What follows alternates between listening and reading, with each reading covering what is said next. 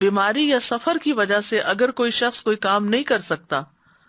تو وہ اس کے لیے لکھ دیا جاتا ہے،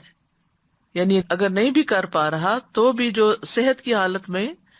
اور گھر میں رہتے ہوئے وہ کرتا تھا، وہ سفر کی حالت میں بھی وہ سارے اعمال اس کے نامہ اعمال میں لکھے چلے جاتے ہیں۔ رسول اللہ صلی اللہ علیہ وسلم نے فرمایا جب کوئی بندہ بیمار ہوتا ہے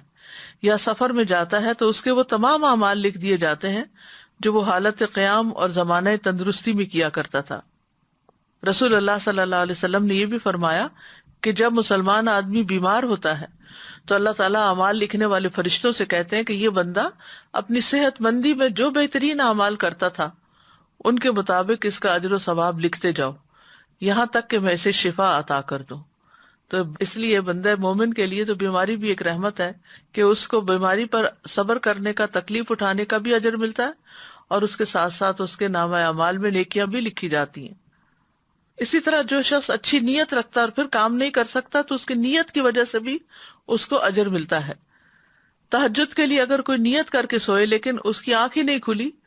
اور وہ تہجد اس کے رہ گئے تو پھر بھی نہ اٹھ سکنے کے باوجود اس کی نیت کی بنا پر اس کو ثواب مل جاتا ہے اور اس کی نیند اس کے رب کی طرف سے اس پر صدقہ ہوتی ہے۔ پھر اگر کوئی معقول عذر ہو، کوئی وجہ ہو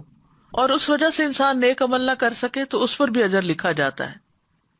جیسے سورۃ التوبہ میں آتا ہے وَلَا يَطَعُونَ مَوْطِئًا يَغِيظُ الْكُفَّارَ وَلَا يَنَالُونَ مِنْ عَدُوٍّ نَيْلًا